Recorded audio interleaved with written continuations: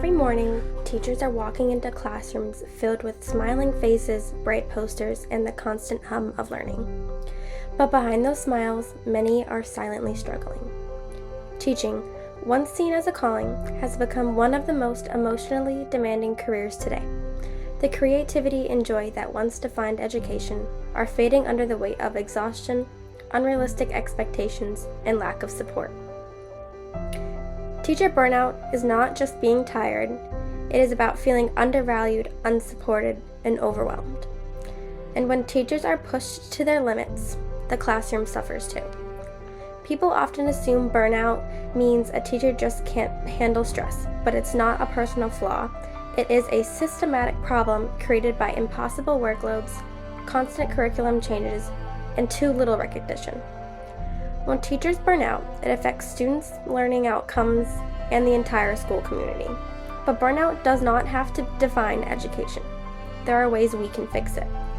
Through my research and experience, I discovered 3 major solutions: strengthening administrative support, increased planning time, and prioritizing mental health and community care. The first step to reducing burnout is improving administrative support. When teachers feel seen, heard, and valued by their principals, their stress levels drop and their performance rises. A 2023 study found that teachers who felt supported by their administration reported significantly lower, less stress levels and better classroom outcomes. Support does not have to be complicated. It can be as simple as administrators checking in, offering resources, or recognizing teachers' hard work. These small actions make a huge difference. During my student teaching experience, I saw firsthand what strong support can do. My mentor teacher went above and beyond. She listened, guided, and reminded me it was okay to take things one step at a time. Because of her guidance, I felt less stressed and more confident. I could focus on building relationships with my students and creating lessons that I was proud of. That experience taught me something powerful. When teachers feel supported, they thrive, and when teachers thrive, students thrive too. My own experience reflects what research already shows. Mentorship and administrative care are the foundation of a healthy, sustainable teaching environment. The second solution is simple but vital. Teachers need more dedicated planning time. Most teachers work 50 to 60 hours a week, and much of that time is unpaid. A national study found that the lack of planning time is one of the top causes of burnout. In my interview with Professor James Slobig, he said teachers need at least 1 uninterrupted hour daily to plan, collaborate, and recharge. That's not a luxury, it's a necessity. Schools can fix this by adjusting schedules, hiring paraprofessionals, or rotating duties. Planning time helps teachers prepare creative lessons and restore balance to their lives. The third and final solution is prioritizing mental health and community care. Teachers often carry their students' emotional struggles on top of their own. Without support, that weight becomes too heavy.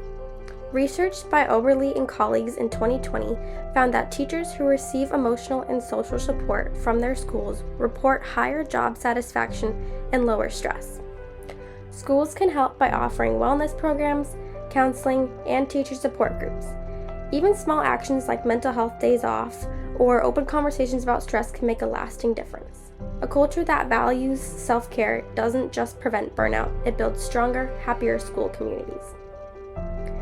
Some people still argue that burnout is just a part of the job, that teachers should just adapt. But that thinking ignores the real cost: teacher turnover, student instability, and lower educational outcomes. In the long run, failing to support teacher costs schools far more than investing in their well-being.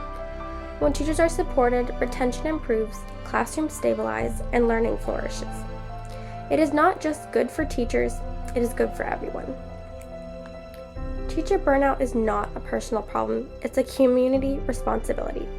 Administrators must build environments where teachers feel valued and supported. School boards must prioritize teacher well-being instead of budget cuts. Parents and students can advocate for teachers' needs and remind others that education cannot thrive without happy and healthy educators. And teachers themselves must know it's okay to speak up about their challenges, because caring for teachers means caring for education itself. We cannot rebuild education without rebuilding the people at its heart. When we invest in teachers, we invest in our future. Change begins with all of us, and the time to act is now.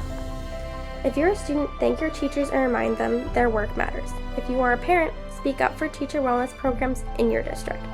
And if you are an educator, know that asking for help is not a weakness.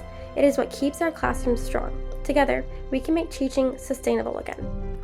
Thank you so much for listening, and I hope you take these solutions into consideration.